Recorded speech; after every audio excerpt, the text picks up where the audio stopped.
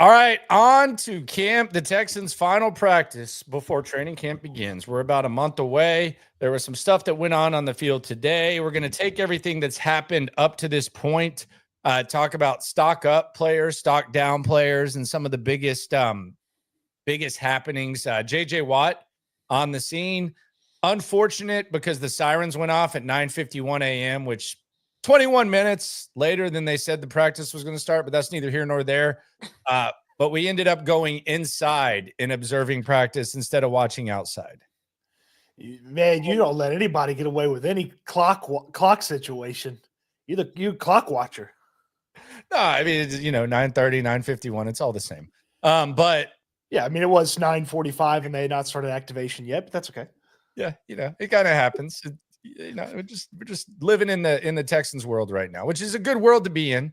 And I think this was a very productive offseason. We'll get into the details of what happened today in practice. But if I asked you from the end of last season to now, the players that are currently on the roster who've been impacted the most, either positively or negatively, who would you say has been impacted the most? And let's just start with the stock up. Who do you think stock has gone up that's currently on the roster based on what we observed today and what we've observed in the offseason? The number one stock up guy on this team is Jake Andrews, the center that has been the first center out there. Every time we've been out there at open practice, this guy got cut from the New England Patriots in the offseason, and then he turned into basically a starting center if they had to play a game tomorrow. So I think he's the biggest stock up for me just because, he was a guy that I had at the back end of the depth chart, and it's like, I'll learn about him if I have to learn about him. Well, it feels like we have to learn about him because he's been the guy snapping the ball to the first quarterback to take the throws for most of the open practices, both OTAs and minicamp. So Mills, when it was Stroud's shoulder, and then Stroud, once he got back, Jake Andrews has been the biggest stock up for me. Yeah, it was kind of a browse over whenever they signed it. I like that one. I'll go with wide receiver. I think Xavier Hutchinson, crazy as it is, you bring in all these receivers. You bring in Captain Kirk, aka Christian Kirk. You bring in you draft two guys. You get two of the top 6 receivers in the draft. You bring in Justin Watson, who DeMeco Ryans clearly likes, and I mean Xavier Hutchinson making plays all over the place, and he's flashing a lot, and he's on special teams. I think it appears that he's become a much better football player, and I think that Xavier Hutchinson right now, if you ask me, I would feel relatively confident that, barring some sort of injury, I know who the top 6 receivers are on this team that are going to make the roster, and Xavier Hutchinson, it's not. I don't even know that anyone's really even pushing him or competing with him. If that, as crazy as that sounds, when you're talking about a 6th receiver. He seems very, very safe for someone who's on the back end of a depth chart of a position at the end of the season that we were extremely concerned about. You feel relatively good about the wide receivers now, and Xavier Hutchinson seems firmly in control of that final wide receiver spot. He looked really good today, had a beautiful catch in the back of the end zone for a touchdown, and there've been it's almost we've seen 5 open practices. It really does feel like he's just built on each of those. And today was the most, he looks like a wide receiver more so than a special teams guy that plays wide receiver. Today he felt and looked like a wide receiver more so than some of those other practices of the past. So, that's a good one. I like that. Yeah, so I would say Xavier Hutchinson on defense, really, it's really just kind of more of the same. You're just kind of familiar with these guys. Defense looks the same, really. Like there's a new guy here or there. We really haven't gotten to see much of CJ Gardner-Johnson. We haven't seen much of Rankins. We haven't seen Christian Harris at all, which you can kind of consider a de facto new addition. But on defense, it's kind of just more of the same. But I would say those are the 2 guys. Go ahead.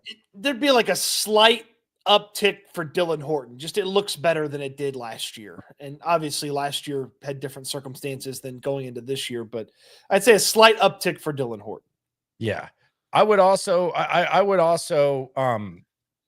say that Will Anderson looks even better than he was, and he was already really, really good. So, but I'm trying to leave him out. That's like saying Apple did better on the stock market. It always goes up. Yeah, so I'm just gonna stay there. I think we can connect the stock down. Look, I put this in today, and I decided to take my offensive line observations to a new level today, and I instead of listing the OL1 and OL2, which I still did, I decided to list the full-time pad holders during install. In other words, guys, there were some guys who held the pads a little bit and then they actually got reps. And during install, install is probably more important than team, because this is where you're actually telling guys, okay, we're installing the offense. It's not just getting a rep. You still have to pay attention if you're holding the pad, especially if you get a rep. But for the most part, like if you're holding the pad the whole time on install, then you're probably not someone who's going to play. And there's a strong chance that you're not even going to be active on game day. And I thought it was interesting who the full-time pad holders were. And tell me when one of these kind of surprises you. So Austin Deculus was a full-time pad holder. No surprise there. Henderson was a full-time pad holder. No surprise there. Eli Cox was a full-time pad holder. No surprise there. And Juice Scruggs. Juice Scruggs is a firm Juice Blacklock, I should say. Juice Blacklock is a firm third stringer right now. And I don't know if this is some sort of message. I don't know if this is just kind of like the reality of the situation, but Juice Scruggs he's on the outside of this. Before we get to camp, maybe that changes during camp, but I think you can kind of connect this to what you've said about Andrews. He's a clear third stringer right now. He's not getting reps at center right after Andrews. That's up to Patterson, and he shares a lot of those right guard opportunities with Ed Ingram, Jalen Thomas at times, and obviously Titus Howard. So Scruggs is, I mean, if I was him and I'm looking around and I was being honest with myself, I'd be like, I've got to have an excellent next 6 or so weeks and come in and just be ready to rip some people's heads off as soon as I can to prove that I can belong. Because it feels like with the offensive line, there's a new approach and a new mentality, and there's not going to be just a holdover because you're a second round pick. We're going to keep you. He could easily get beat out for a spot. Yeah, and the reason I call him Juice Blacklock, I see in the chat, it's actually very, very accurate. I think it's a good comparison. Ross Blacklock gone after 3 years, in his third year as a second round pick. I think Juice Scruggs right now could be trending in that direction. And look, sometimes like if there's a lot of things wrong, you take care of certain things and then you realize, oh, this was just as bad as the other thing. Like if someone's fixing up a house, like the AC's down, there's mold, there's a lot of stuff. Like you get rid of a couple things, you get rid of things on the offensive line, and then all of a sudden you realize, well, this wasn't good either. I think Juice Scruggs, like the best thing for Juice Scruggs the last couple of years has been just from like a standpoint of outside noise. And outside noise might not matter, but as far as the way we talk about it is, you've had a first-round pick in Kenyon Green who was creating a lot of frustration. You had Laramie Tunsil false starting. You had Titus Howard struggling at right tackle. You had all those things, and you kind of took your eyes off Juice Scruggs, and now you have options. And you have options on the interior of the offensive line, and now it just kind of becomes apparent that Juice Scruggs was potentially part of the awful of the offensive line last year. I mean, he didn't even play center's rookie year because he got hurt, and he played guard and he was average at best. He got a center spot taken last year. And then when he was healthy and was playing right guard and was doing okay, they were like, yeah, Shaq Mason's better than him. Sit down. So just like, it's never clicked. It's never turned for Juice Scruggs. And, if Nick Caserio found it that there was a Juice Scruggs at a different position on another team, go do it. Go swap him out. Chase with the joke in the chat. Only thing Kenyon was blocking last year was Juice hate. That's mean and accurate. John Mechie's stock down too, I would say. And I don't know that the stock was that high, but it's really just kind of connecting the stock up. I don't know how John Mechie fits. I think there's a place for John Mechie, or there's at least a team that is interested in seeing if that would work out.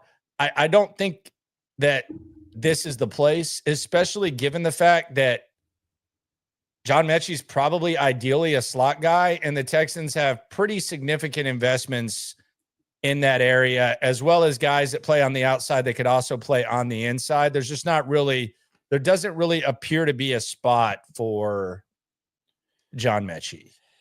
He's got to have I would think he looks around and sees, okay, that guy and that guy and that guy and that guy and that guy are ahead of me, and like who he has to be better than. And I know that's probably not the approach that you need to take when you're doing your job, but it's not been consistent enough pretty much in any turn for John Mechie. So I'm with you. It's not that the stock was high, but it's just there's not room for that stock to grow.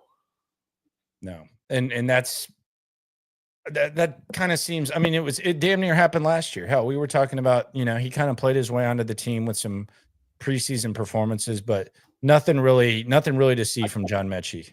I'll have one more stock down, and I don't like usually doing this to a player that's not on the field, but a big stock down for Dameon Pierce.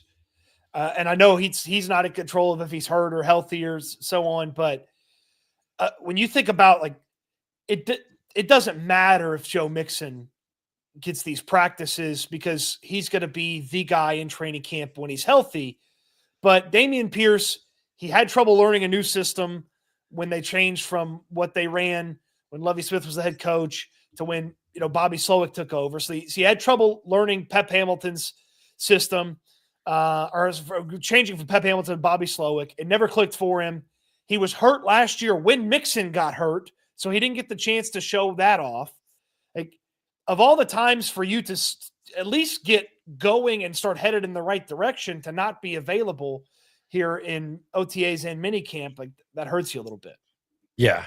Yeah, I would agree with Dameon Pierce. And you look at Nick Chubb right now, and today at practice, Dare Ogunbowale was RB1. No one else was really sticking out at the RB position. But I would say Ogunbowale is RB1. In drills, Chubb looks significantly better than the rest.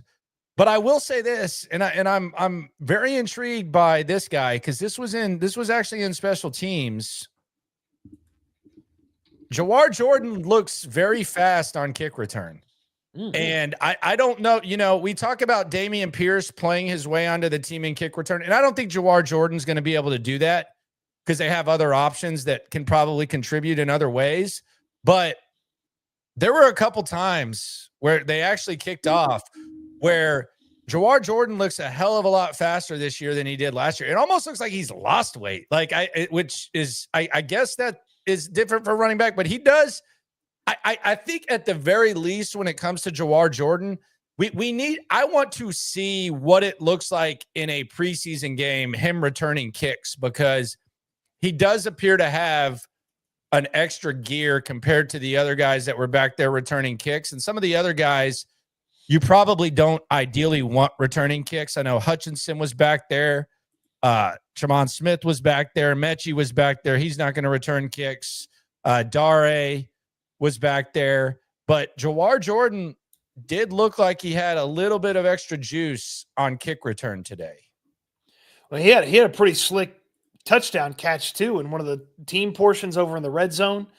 Slovis kind of led him back inside, like he cut outside. DB kind of followed. Maybe it was a DB, might have been a linebacker. Kind of followed him, and then he kind of moved back inside with the pass, caught it, and cut it upfield for a score. And then, to get the extra rep, they marked him down at the 3.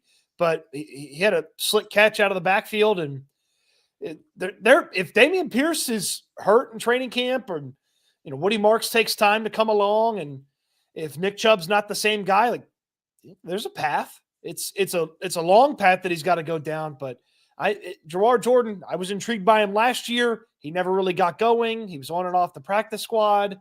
Now maybe this fits him better, or some of his skill sets better, and certainly the speed. You can't teach that. Yeah, he looks a little faster. It's definitely worth looking at. And I mean, it might be as simple as, does he establish himself as a really, really good kick returner, and then you can find uh, a reason to maybe figure something out with Dare Ogunbowale. I don't know. It doesn't seem like they can quit Dare Ogunbowale, but again, you had the top 3 backs, you think, not on the field today. So there's that. So that was the special teams portion. We had team today as well. A guy that D'Amico Ryan spent a lot of time with yesterday, with one of the plays of practice, one of the louder reactions from that very loud defensive side, EJ Speed, 3rd and 9. He had a PBU that completely ignited the other side. EJ Speed, D'Amico's kind of taken a liking to him. I also thought it was interesting that in the install, the previously mentioned install, D'Amico was spending a lot of times with the tight ends. Like, that was where he was. The defense was actually on the other side of the field. He was actually paying a lot of attention to the tight ends before they ended up going back to teams. So, yeah, you had an EJ Speed play, D'Amico with the tight ends. Dalton Schultz also kind of teaching Lachey a little bit, who had a pretty good day. Lachey's a little bit better receiver, I think, than maybe he gets credit for at Iowa. I know there's been tight ends that have had success receiving. They've had probably better quarterbacks than he did. But I think Lachey, he looks like someone that might be able to develop into something. I don't know that he's going to be a rotational guy this year, but he's showing some stuff. And Dalton Schultz seems to kind of be taking a liking to kind of taking him under his wing. Yeah, Schultz, they ran some routes against air. Lachey ran the route. I thought he ran it pretty well. And then he comes back, and then Dalton Schultz right away just kind of grabs him, a la Trent Brown with Ursery, and he was kind of showing him, hey, do this or that with the route. And I feel like all 3 of those tight ends, Dalton Schultz, Luke Lachey, as well as Cade Stover, they all look quicker and faster than I expected them to look at the tight end position. Like, Schultz looked lethargic last year at times. Stover looked unsure at some of his route stuff, and I didn't expect Lachey to have as many smooth moments running routes as he has had. So they've looked pretty decent in the few workouts here. And if the tight ends can come, if the talent level can go just a little bit up, and then the priority of using the tight end could maybe go a little bit down so that they meet a little bit better when it comes to this offense, because you have good wide receiver playing, maybe the running backs are playing well, then that'd be a big thing for this offense. Yeah, something else that I kind of observed that might be something to keep an eye on, kind of along those same lines. Jacob Johnson's a pretty good receiver. He had a costly false start. I think it was Awful. I think it was 3rd and 3, and it turned it into 3rd and 8. And I think he got an earful from Nick Caley for doing so. Yeah, but they took him out. He false started, and they took him out. They ran a different play. But from coming out of the backfield at fullback, even in warmups, he had a nice little nonchalant one-handed grab, which I'm sure is probably just routine in the NFL, but typically not for a fullback. And then there were a couple of other he made a couple of other nice catches in team, and they used him out of the backfield. They're kind of lining him up in the slot in certain times, like at tight end. So we wonder, are the Texans going to have a fullback? Maybe, maybe not, but they did bring this guy in, much like Andrews. When it kind of had the same feel of Andrews, where it was like, what the hell is this? Why are they bringing in these random ass Patriot guys? Andrews is center 1 right now, just based on what we've seen.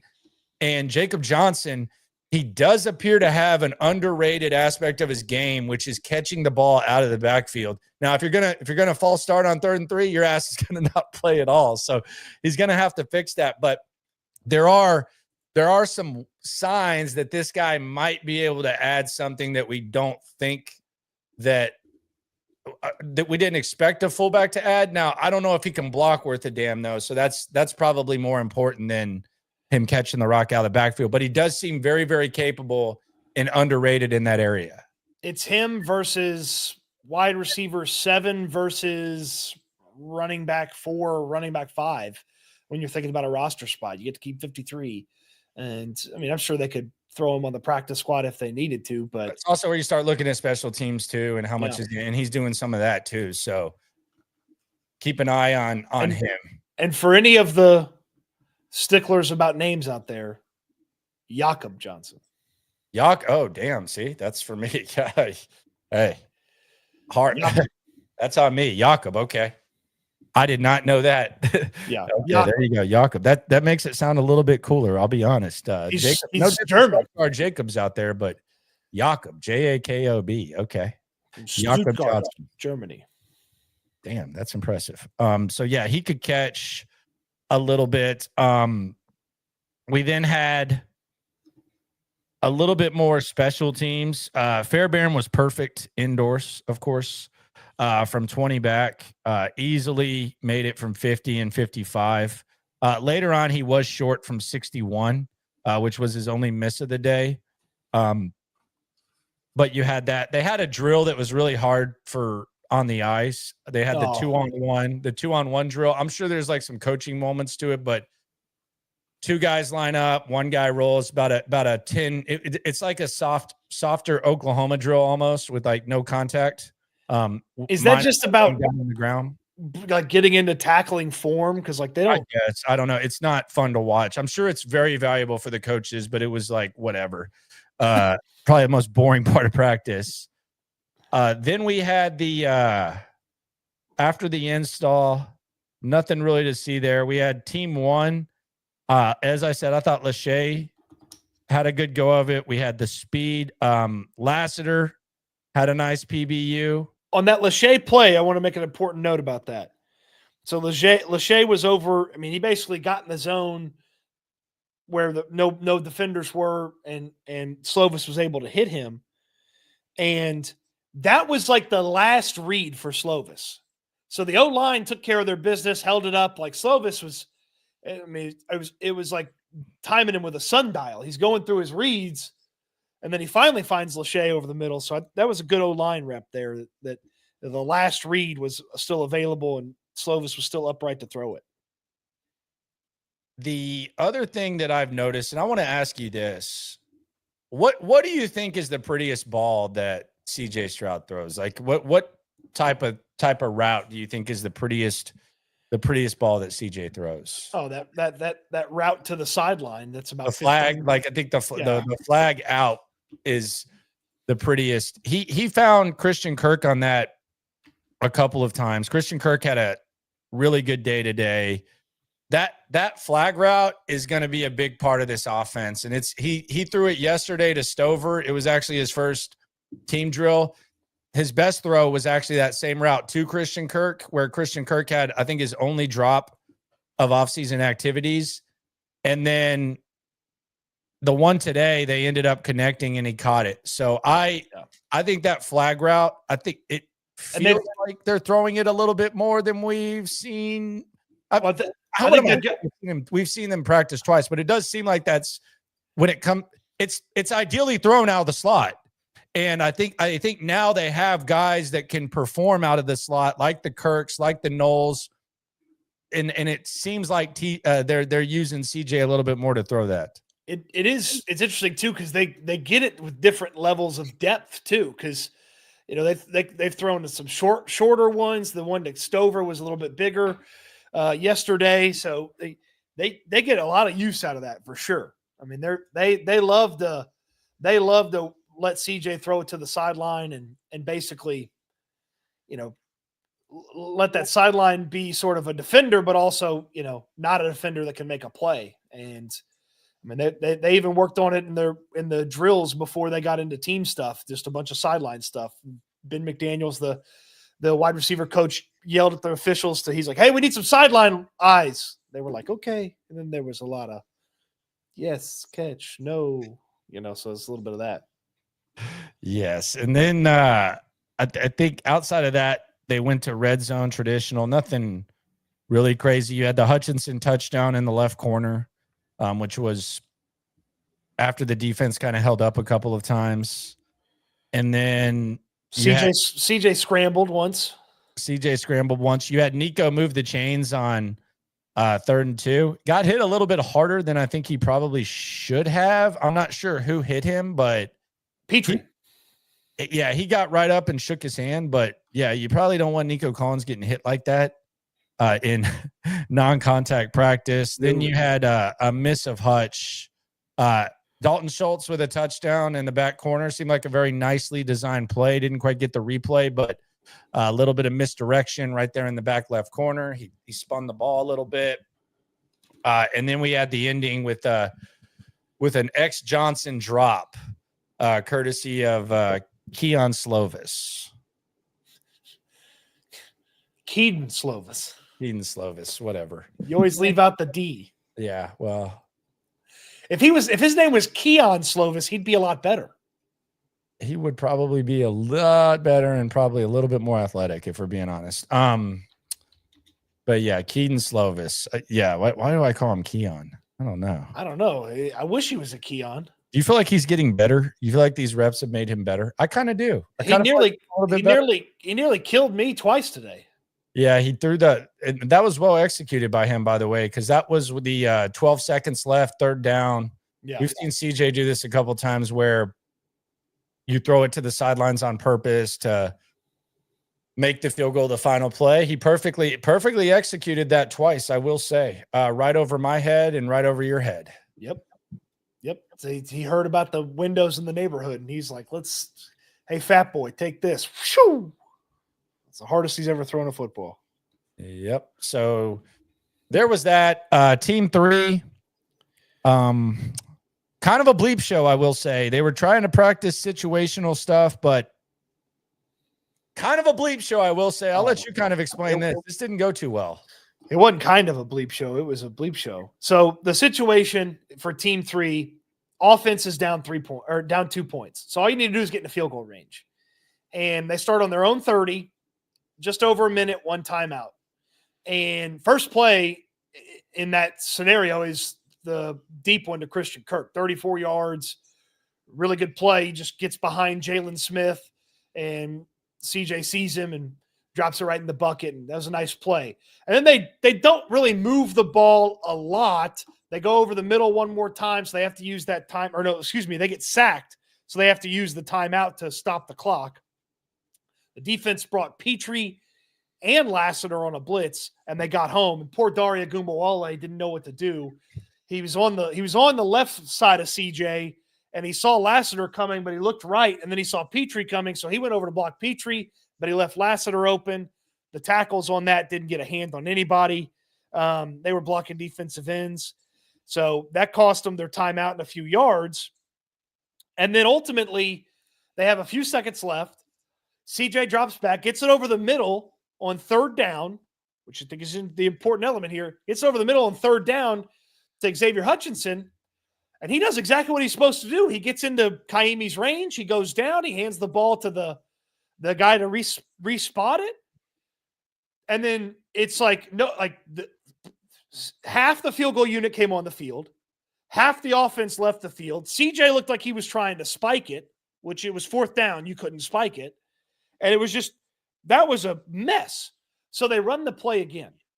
They run the over the middle, see what you get. Slide, and then rush the field goal team out there. Yeah. So they do that again. And Titus Howard doesn't know what to do. So he runs off the field. Somebody's yelling for him to go back. He runs back on the field. He's moving as they snap the football. The officials were very kind in not throwing the football, but 7 Texans were moving. Not throwing the flag. Yeah, not throwing the flag. 7 Texans were moving at the snap. And then it didn't matter Kaimi made that one. And they do it with Slovis. They get the play off. And Kaimi's short because they didn't get enough yards. And then they do it finally at the end, but the defense has to go 25% speed, play patty cake, and they finally run the field goal unit on there, and it works. But I was just like, come on. Yeah, I was I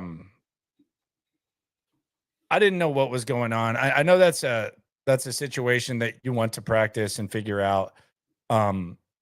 Some I think Adam Wexler was saying that he thought maybe it was because Blake Fisher wasn't out there, that there was confusion because he's usually out there. I don't really know what that was. I just know they got to figure that out. But I will say, perfect execution by Xavier Hutchinson. Hutchinson catching very quickly, getting right down. So the offense did their job. This was special teams. And this was special teams and offensive line.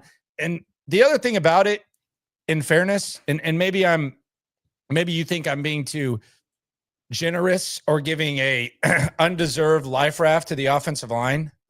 When you're shuffling that much, you really don't know who's first team field goal, who's offensive line, all that. So maybe like once the depth chart gets more clear as camp comes around, maybe that will be executed a little bit better, a damn sure better, because that is the type of thing where if what happened there happened at the end of a game, woo-wee, D'Amico would be getting killed. Everybody would just completely be getting murdered, and that would be a miserable experience for fans. That'd be awful because I mean, Kaimi can hit a long one, but that's just pure operation and not having a timeout. You'd lose yards if you called a timeout when you didn't have it. Like it was bad. It was bad. So that's got to get cleaned up. And D'Amico would say, "Oh, it's not good enough." After the game, he'd talk about it again on Monday, and then that Thursday we'd be asking Frank Ross what the hell happened. Yep. That's exactly what I was thinking too. That was not good. And then they kind of half-ass ended successfully with the defense not even moving.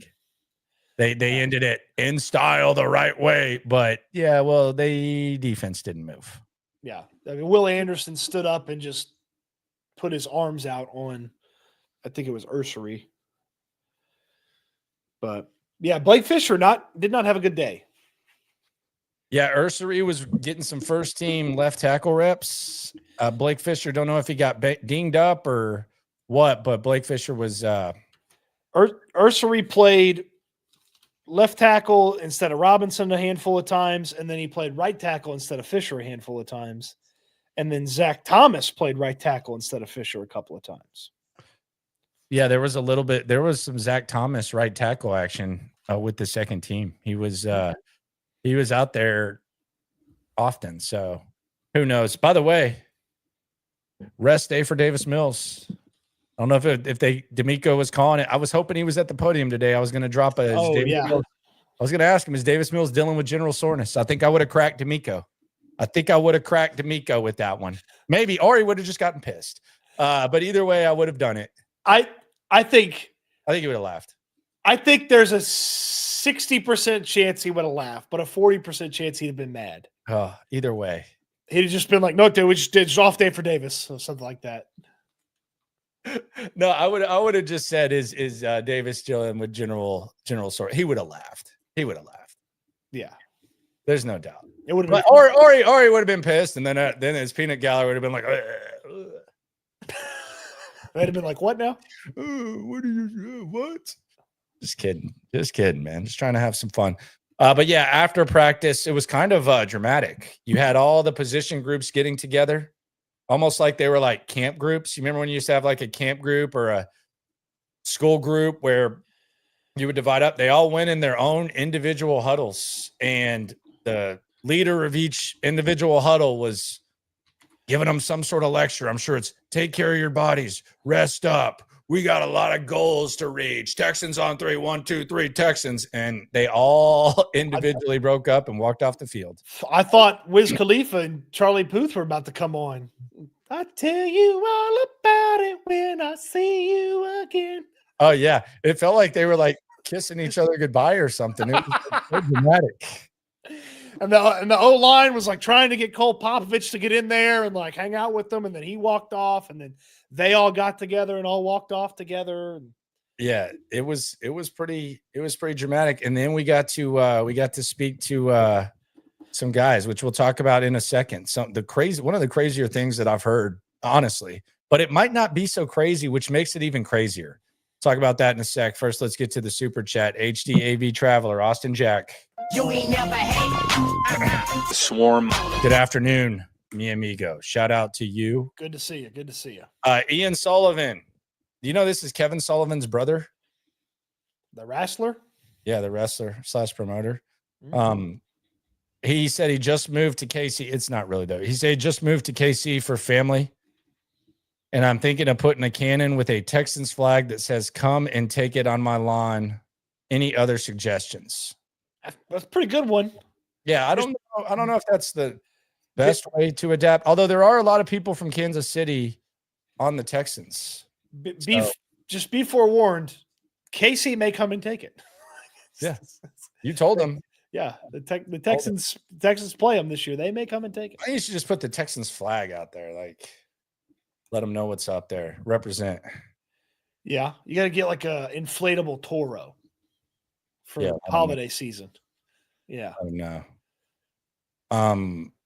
Who was the OL leader? I don't look. I didn't make note. It was during media availability. I don't know who the OL leader was. I would assume Tomlinson. Like that'd be my guess. But I don't know who it was. I would assume Tomlinson. Yeah, that'd be my guess. So then we got to speak to Nick Chubb for the first time, and I was forewarned by my amigos in Cleveland that this guy doesn't say much, and I'll be damned, the guy doesn't say much.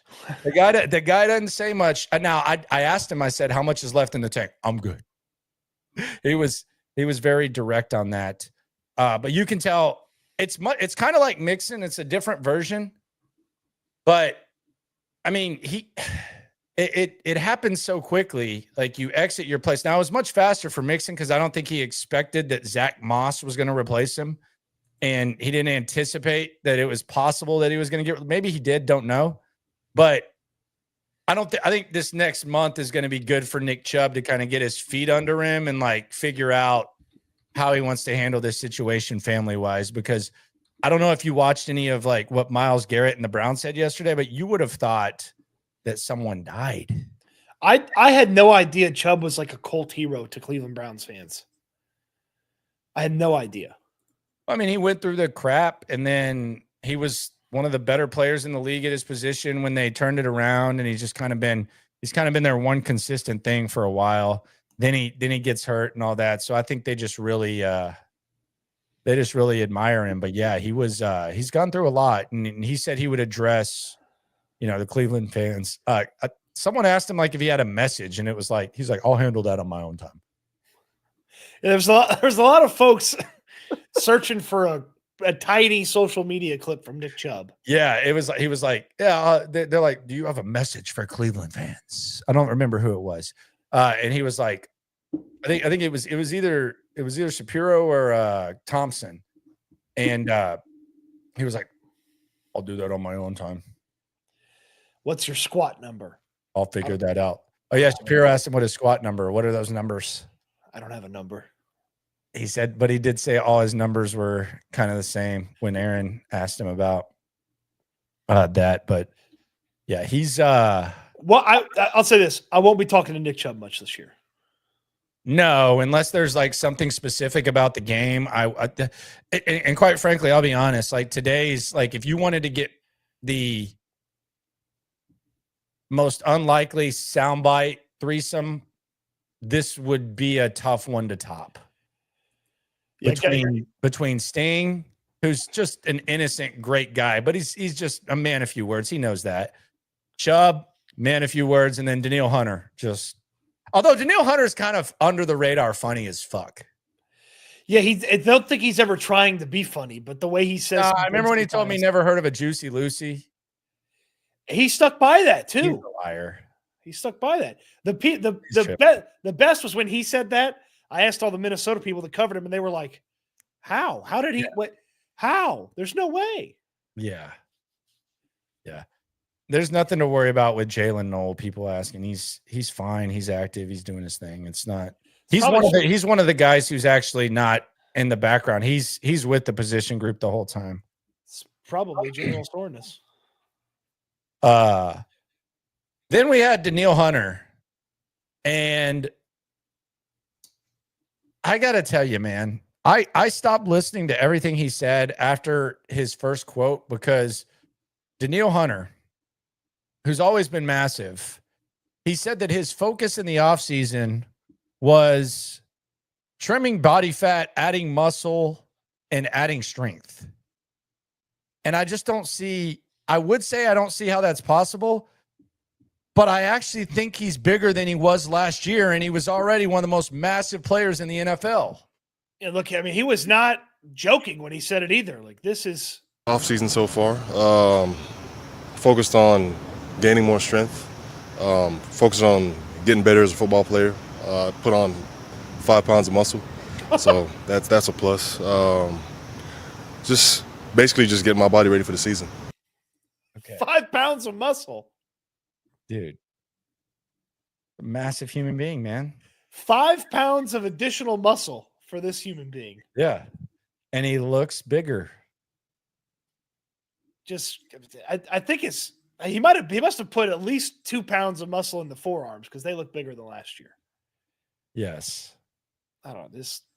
When he said that, I was like, 5 pounds of muscle, good Lord. And he absolutely comes off as the type of guy too that probably does like the body scans, so he knows exactly his body fat percentage and this and he's one of those guys that he measures his food. Oh yeah, he's meal prepping and cutting the chicken breast and weighing it and putting it in the damn Tupperware and all that, and the eggs, weighing that. Yeah, that's him. Yeah, and if he goes out to eat, maybe he brings his own food. Yeah. That's how you end up looking like that, like Mr. Universe, basically. Yeah, massive human being. Then JJ Watt, he was in attendance. Not a lot from him. He was asked about some of the stuff. He's obviously a big fan of D'Amico. I wanted to get him to say what Texans games he would be calling. He said the schedule's not out yet, so no news there. Pendergast actually texted me and asked if anyone asked about TJ Watt. I'll be honest, I wasn't even thinking about TJ Watt. I always lean towards the localized, but I'm sure that would have been like if you're trying to get a national story that I don't, to be honest, I really don't care about TJ Watt's contract situation, but I was wondering if we would figure out what Texans games he's going to call. And he also had some good things to say about Ian Eagle as well, which why would you not? He's the best. I mean, he's got a chance to call the very first one of the season because that's a 325 CBS slot. No, that would be Nance and Romo though. They always get the 325. Not if they do a big game at noon. Yeah, typically they wait for Nance and Romo to do the 325. So, yeah, and JJ, I am glad JJ admitted that he always said he would never be an analyst, and then he jumped right into being an analyst. Don't you think as down the pecking order as these two teams are, I mean, isn't there a chance Nance and Romo are going to New York for Pittsburgh versus the Jets? Yeah, Aaron Rodgers versus the Jets. Yeah, 100%. Is that a nooner? That's the nooner. Or that could be JJ. Or that could be JJ, and then you get the Rams and the Texans with Nance and I hope it's JJ. Nance and Romo do nothing for me. I mean, it at least means that it's a big game, but JJ week 5, Texans versus Baltimore, or Texans at Baltimore. That's my prediction. Yeah. How would that not get JJ? How does the guy refuse to pronounce his name correctly? No one pronounces Ian as Ian. I don't know. That's the one name I get right. I butchered Keon Slovis, Johnson, butchered, but Ian Eagle. That's what he goes with. That's the way to go. And I'll do that one correctly every time because he deserves the respect. He deserves to have that respect on his name. Kyle Nance, shout out to you, my friend.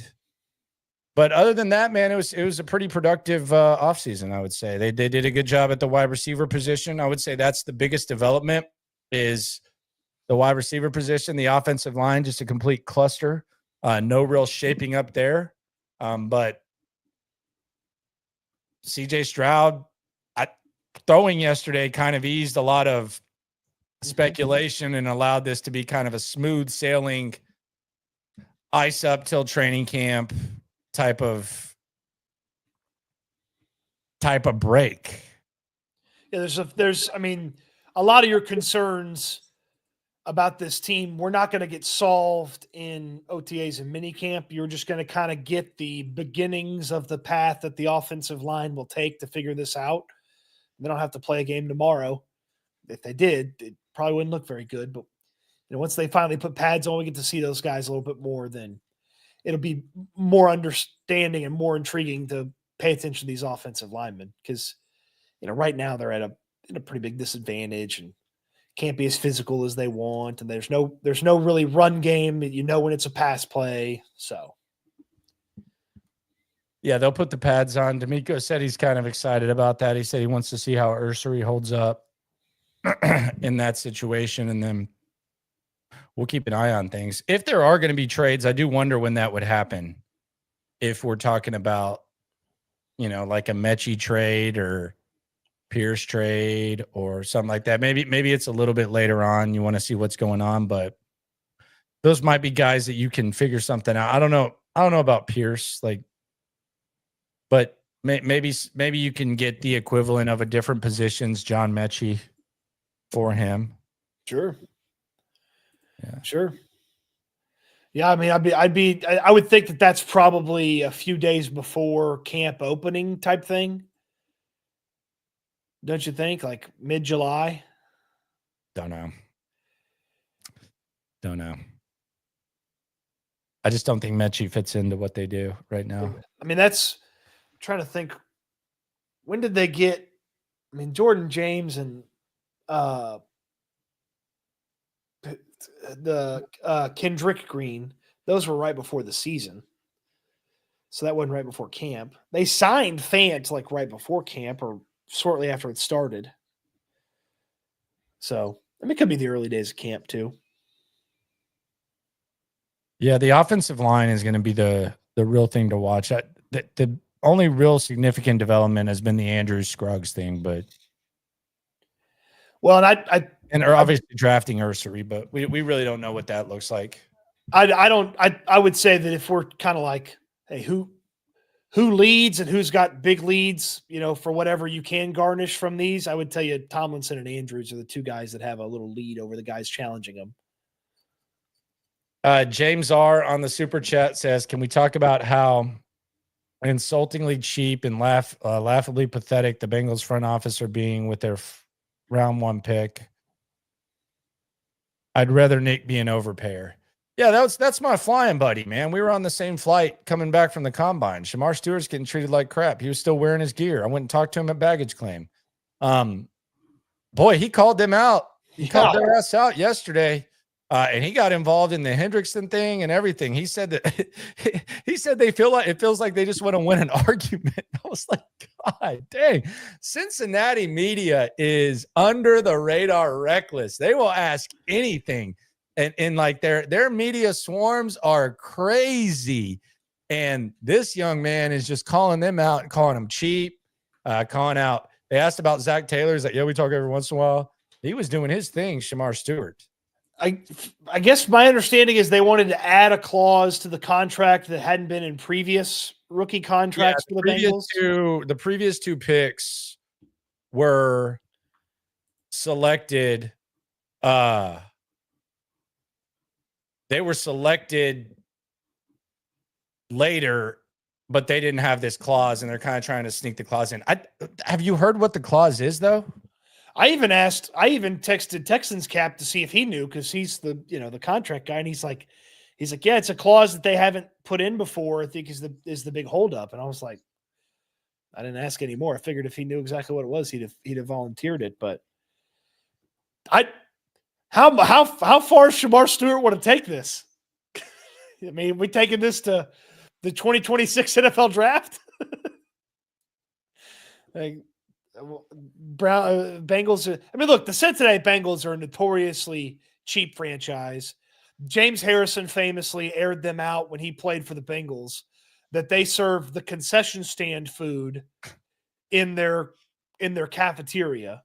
Another scary human being, by the way. One of the scariest people ever. Yeah. They won't pay Trey Hendrickson.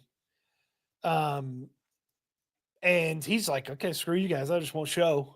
I'm not doing this.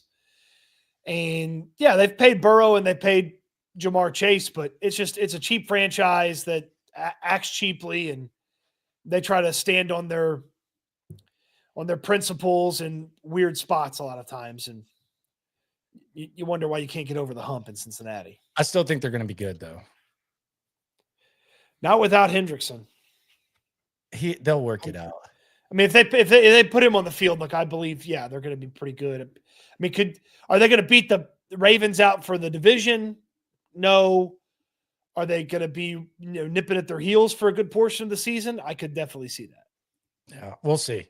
And we saw a lot this offseason. It's been a fun one. It's going to be a really fun training camp. It's really fun to get to cover consecutive practices. I very much enjoyed it. I know you enjoy it, and it's nice to get a little recharge before camp as well. We'll continue to put out daily content, cover the squad, informative and as entertaining as possible, maintaining our journalistic principles bounced off with our jackassery. We can 100% promise that, and we will be on the scene for you. Texans look like they're going to have a very active training camp as well, so there could be some fun trips planned for that. We appreciate you for coming through. Be sure to subscribe, be sure to like, be sure to ride along, be sure to always remember when it comes to this Texan stuff, we're all in it together. Eat good, sleep good, be good. We'll talk Texans again soon. Thanks for watching, everybody.